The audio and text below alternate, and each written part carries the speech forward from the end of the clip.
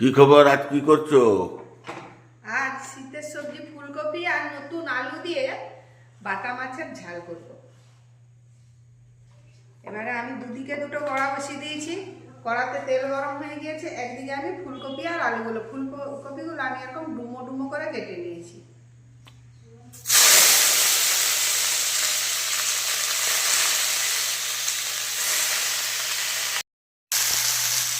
আমি এখানে আদা, জিরে আর ধনে নিয়েছি। এটা আমি গ্রাইন্ডারে বেটে নিই। এখানে তেলটা গরম হয়ে গিয়েছে। বাটা মাছগুলো আমি এতে দিয়ে ভেজে নিই।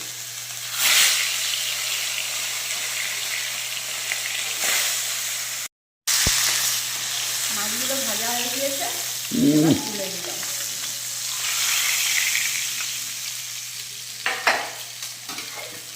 ফুলকপি আলুটাও ভাজা ভাজা হয়ে গিয়েছে।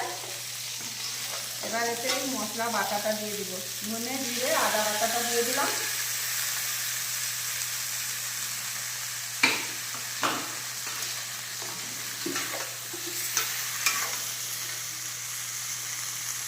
দিয়ে দিলাম পরিমাণ মতো নুন, লঙ্কার গুঁড়ো, দিয়ে দিলাম হলুদের গুঁড়ো।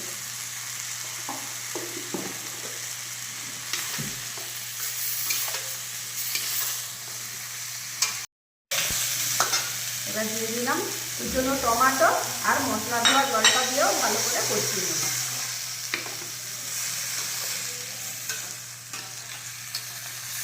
তার সঙ্গে ফুলকপি কষানো হয়ে গিয়েছে। এবার দিয়ে দেবো পরিমাণ মতো জল।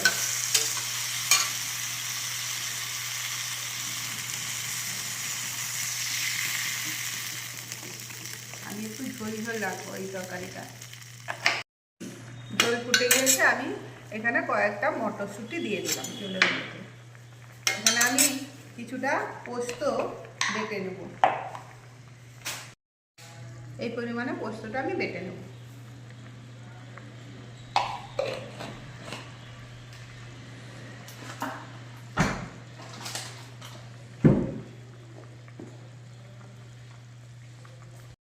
এখানে আমি পালং শাকের বড়া বানাবো। পালং শাকের বড়া বানানোর জন্য পালং শাকটা কুচু করে কেটে নিয়েছি, ছোট ছোট টুকরো করে কেটে ধুয়ে নিয়েছি।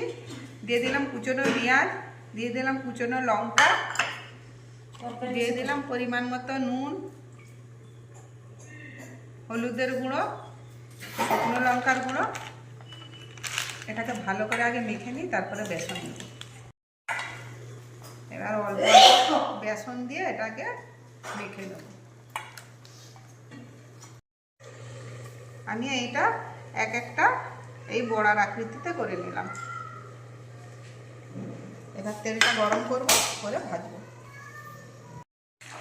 এবারে ঝোলের মধ্যে আমি বাটা মাছগুলো দিয়ে দিলাম আর দিয়ে দিলাম সেই পোস্ত বাটাটা।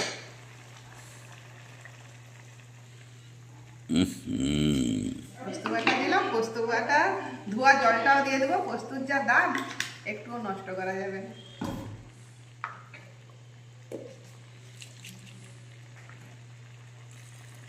এবার ঝোল ফুটলে নামিয়ে নেব। দিয়েছে, এবার এক একটা বড়া ভেজে নেব।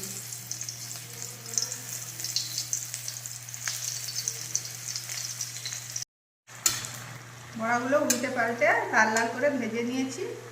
এবার তুলে নেব। আর এখানে ফুলকপি আর আলু দিয়ে মাছের ঝোলটাও আমার রেডি হয়ে গিয়েছে। আলুগুলোও সিদ্ধ হয়ে গিয়েছে খুব ভালো করে, ফুলকপিও সিদ্ধ হয়ে গিয়েছে।